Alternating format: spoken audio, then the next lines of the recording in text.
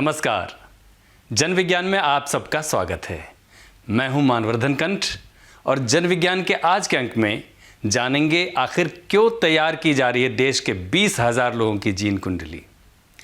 Corona के इस संकट काल में अगर आप गांव में ही रहकर कोई अपना काम धंधा शुरू करना चाहते हैं तो आपको ICAR की किस योजना से जुड़ना चाहिए। आज के जन विज्ञानी हैं grass root innovator Rai Singh Dahiya. मगर सबसे पहले आइए मिलते हैं IIM अहमदाबाद के विजिटिंग प्रोफेसर और नेशनल इनोवेशन फाउंडेशन के संस्थापक प्रोफेसर अनिल गुप्ता जी से।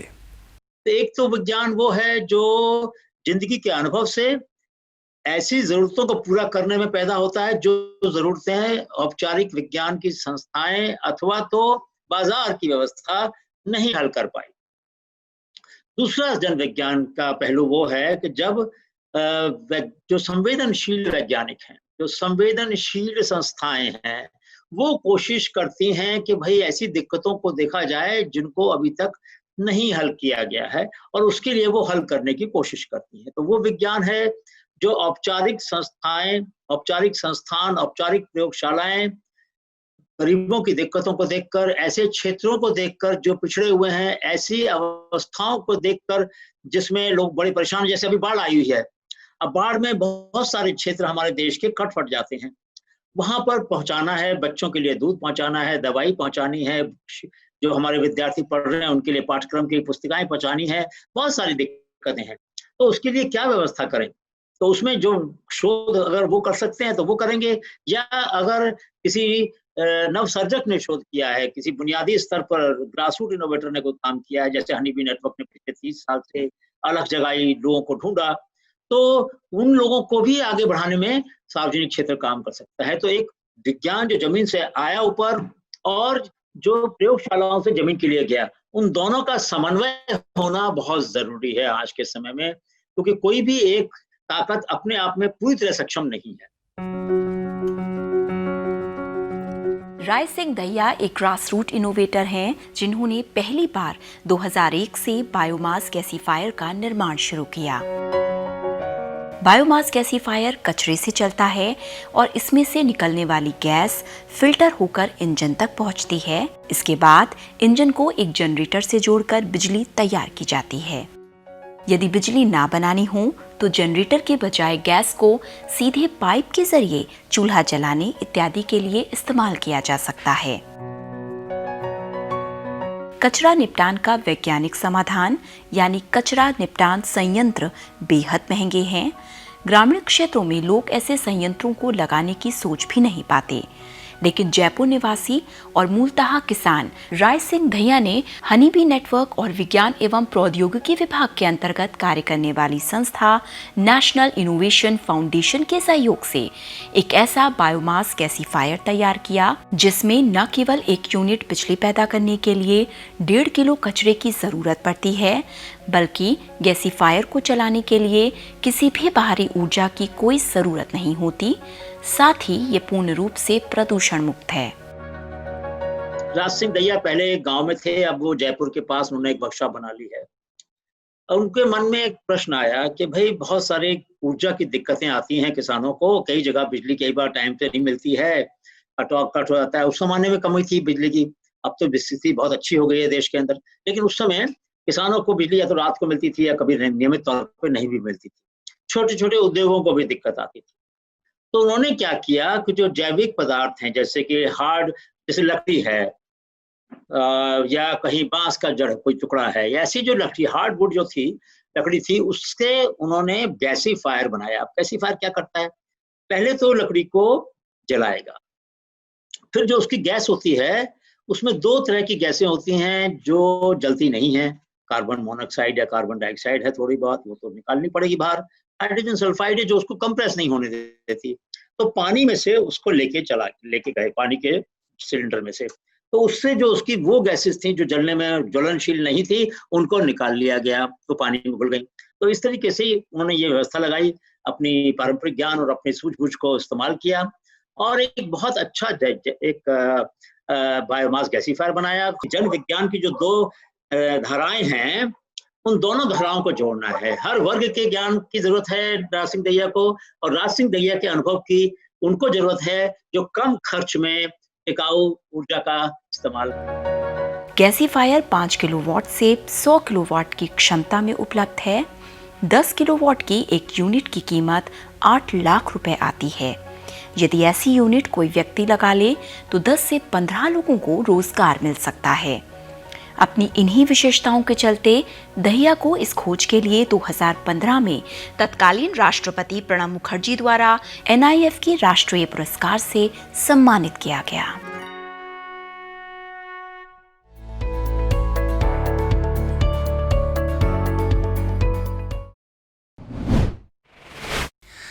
आधुनिक विज्ञान के इस युग में किसी व्यक्ति की जीन कुंडली के जरिए यह पता लगाना संभव हो चुका है कि वह किस प्रकार की आनुवंशिक बीमारियों की चपेट में आ सकता है।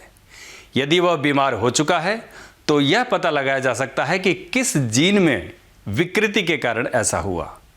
आइए जानते हैं क्या है प्रोजेक्ट जीनोम इंडिया।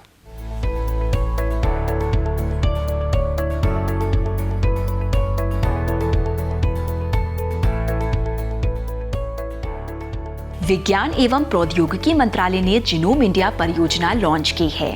इस परियोजना के तहत देश के अलग अलग हिस्सों में 20,000 लोगों की जीनोम सीक्वेंसिंग यानी जीन कुंडली तैयार की जाएगी।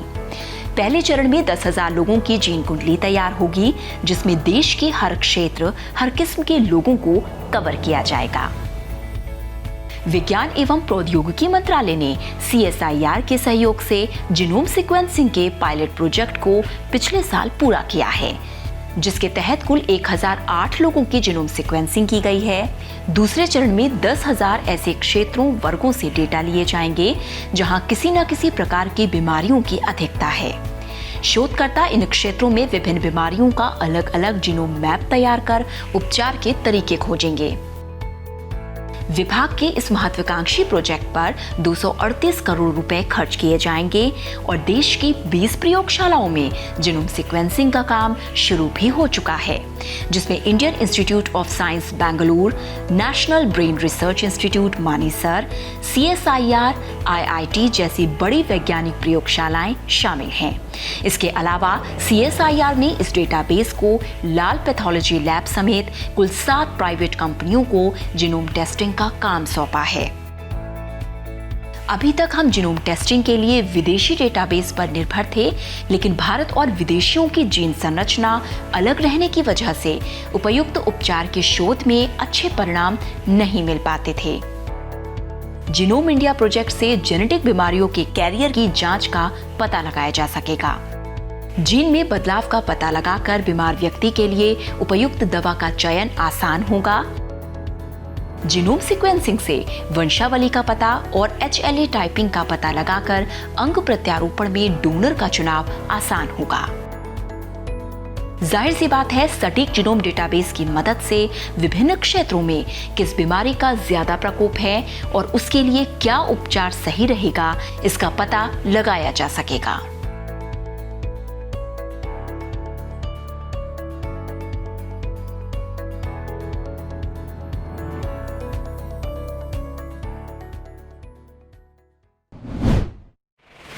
यह देखा गया है कि ग्रामीण क्षेत्रों से युवा खेती किसानी छोड़कर तेजी से शहरों की तरफ भाग रहे हैं, लेकिन शहरों में भी सबको रोजगार नहीं मिल पाता।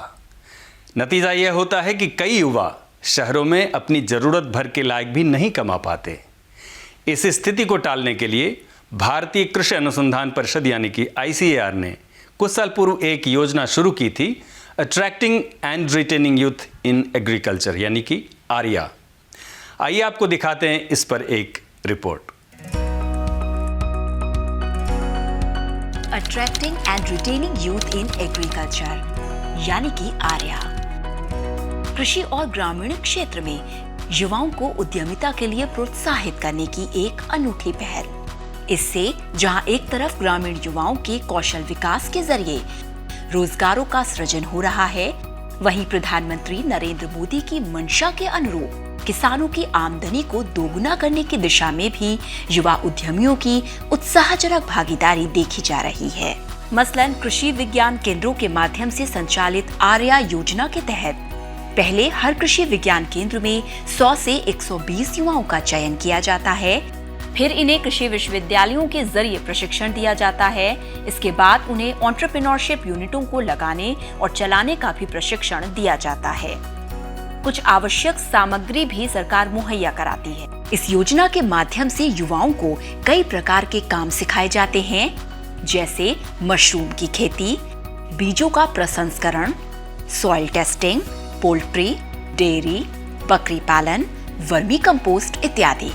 ICAR की इस योजना ने कुछ स्थानों पर योजना के असर का मूल्यांकन भी किया। मसलन कृषि विज्ञान केंद्र भटिंडा ने 50 युवाओं को मधुमक्खी पालन का प्रशिक्षण प्रदान किया, जिसमें से ज्यादातर युवाओं ने 50 या इससे अधिक छत्ते लगाए।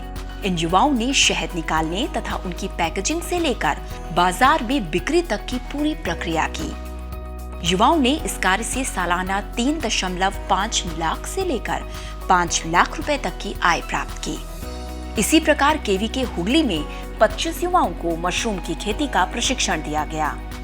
ICAR ने पाया कि प्रत्येक युवा कम से कम 5400 किलोग्राम मशरूम साल में उगा रहा है, जिसकी बाजार में कीमत 5.5 लाख रुपए है। फिर इन्हें कृषि विश्वविद्यालयों के जरिए प्रशिक्षण दिया जाता है और इसके बाद इन्हें एंटरप्रेन्योरशिप यूनिटों को लगाने और चलाने का भी प्रशिक्षण दिया जाता है। जन विज्ञान के इस अंक को यहीं विराम देते हैं। उम्मीद करते हैं आज का हमारा ये प्रोग्राम आपको पसंद आया होगा। अपनी राय हमें नीचे लिखे पते पर भेज सकते हैं। अगले सप्ताह हम फिर हाजिर होंगे जन विज्ञान के रोचक अंक के साथ। तब तक के लिए दीजिए हमें इजाज़त। नमस्कार।